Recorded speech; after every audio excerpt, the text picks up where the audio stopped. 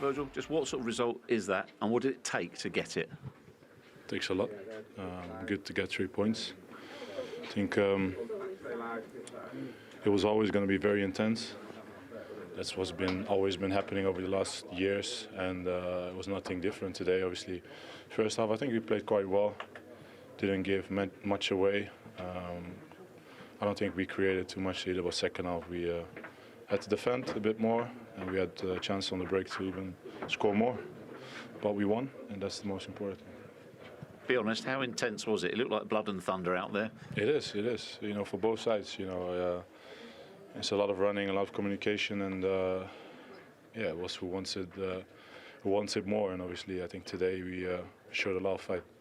Do you go along with that, Mo? Was a lot of your performance today about guts and about character, especially the situation you're in against a side that good? Well, this side is always hard for us also to play home or away because they almost dominate the game. They try to keep the ball as long as they can. But I think the most important thing for us, and we have to take from there just 3 points, and we need to carry on because our position in the league is not the best. So it's just one game and just need to carry on.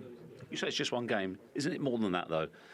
To be the first team to beat Manchester City this season, a big 3 points against them. Surely it's more than that. Hopefully give us more confidence, so we should just start winning games because like the last few weeks, as you saw, we were not in our best. So we started already from last game, and this game as well we won. So we just need to carry on. You got the goal. We started to think it wasn't going to come because you had a couple of chances just before. Made a great save, the keeper, but then you did it. Well, I'm not worried when there's a chances, to be fair. Like, if I miss, it's fine. I'm just, like, in my mind, like, it's going to come again. I start to worry more when there's no chances for me, but today we created chances. You can see when I missed the first one, I was, like, calm because I knew that the second one is going to come. So, yeah, I managed to score the second one, and we won the game. Clear up one thing. Was it an error? Because you thought you were going off, and then did you say to Jurgen Klopp, I'm not going off, or did he say, oh, no, you're not supposed to be going off, that's a mistake? I don't know, it's just in my head, it was too many things in that time. I'm just trying to stay focused and just like, okay, just try to put it in the net because the first one I missed, but yeah, I was lucky. Virgil, Mo did the business at the other end, but how much did you literally, as a team, have to defend for your lives today? That's what you have to do every game, and I think obviously today if you drop off a slight percentage, then obviously they will punish you, and I think we did very well. And it was important to get the clean sheet and move on. So we'll focus now on West Ham. Big credit to you as well. You sensed the danger. Erling Haaland stooping to put the ball in the back of the net. You just managed to get back and head it over. Yeah, that's what defenders have to do, apparently. So I tried it and I was there, and good that I was there. So yeah, carry on. Do you feel you grew into the game? There were moments, the little moments to start off with. You had one, Harvey Elliott had one as well in the first half that gave you the confidence. Also, how big a factor was the crowd today? It is. Always like that. And obviously, when certain moments happen in the game, it put fuel to the fire a little bit, and in a positive way for us. And, you know, I think it started with the hard work we put on the pitch. And that's the minimum what's expected here at this beautiful football club, and we showed that, and that's the energy what we had back today was definitely needed in order to push us forward and, you know, keep a hold of the 1-0 advantage, and they played a big part, and that's what we need for the rest of the season, especially when we had a difficult start of the season. When the manager was asked last week, he said we're out of the title race. That doesn't necessarily put you right back in it, but is that a major step towards it? No, we're still far away from that. We just need to focus in each game and just take one game at a time. We don't have to think about the title at the moment. Of course, we always. Personal, I love to play always for the title. It's in my head. We're gonna fight for it, but just like we need to focus more and take one game at a time. We don't have to feel more pressure that there is a still gap between us and the first and the second as well. So, of course, we're going to play for the title. As the players, you can see the team, unbelievable, the club. Everybody here should be in a better position than where we are now. The players are excited to win again, and I think that gives us a good push for the next games. Fabulous stuff. Well done, guys. Thank you. Welcome back. No goals then at Anfield between Liverpool and Manchester City. In a moment, Michael and Rafa will have some tactical analysis for you. But in the first instance, Shay, what have you made of that first 45 minutes? Yeah, it's quite close, Steve. I don't think there's any Clearly sort of really pushing for a goal. Haaland's probably look at his chances, the best chances of the game, but it's been quite tight, quite nervy, I think, the first half. Yeah, Haaland, 20 goals so far this season. 15 of them. Could he have done better in that first half? Yeah, possibly. I mean, he's slipped down the side here, and I think Alisson actually is in fact no man's land here, the goalkeeper, and he's got a bit lucky. You know, I think Haaland's seen him in the corner off his line, tried to chip him, but I think if he goes hard and low there, I think he gives himself a better chance. But again, a great run from Haaland down the side of the centre half.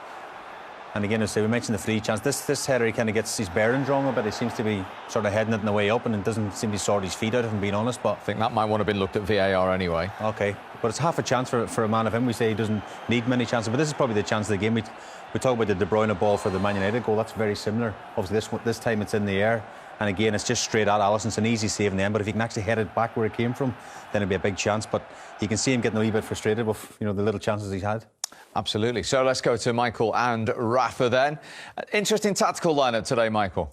Absolutely, Steve. We're really not so well. I don't say surprised at the start, but when Manchester City first lined up, we thought, wow, there we go. There's a tactical something to spot straight away. Back three they played. Were you surprised with the back three, Rafa? Yeah, I think I saw them playing with back three against Liverpool in the past, but I was not expecting today. I think nobody was expecting that. But it's a good decision in terms of what he's looking for, no? Why a back three? What do you think he is looking for? Clearly, he's taking a risk in defence because it's 3 against 3 sometimes. But in the wide areas, he has the wing backs, and with Gundogan and De Bruyne between the lines, he creates doubts to the full backs, and he can create superiority in the wide areas. Well, let's have a look at some of that superiority.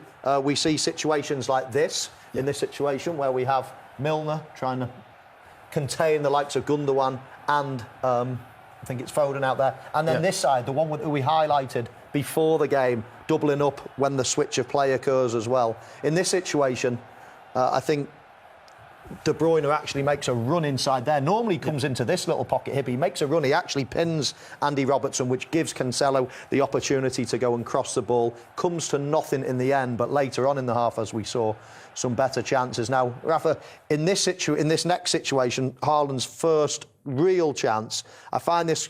In fact, I'm going to pause it straight away because this is quite an interesting one, and this is where Manchester City tactically are outdoing Liverpool, we feel. Yeah, when you play 5, no, in this case the 3 plus the 2 wing backs. In this case, the fullback Milner has doubts to go because Gundogan is 2v1, and after they can run in behind. Well, let's have a look how Gundogan does get that ball. Foden turns, and that's the gap that's... then everybody's in trouble. Haaland gets running, and there's, well, as Shay said, goalkeeper probably pulls him out of trouble, fortunately, there. But that was the first warning shot, and then the last Haaland chance that Shay's just touched on.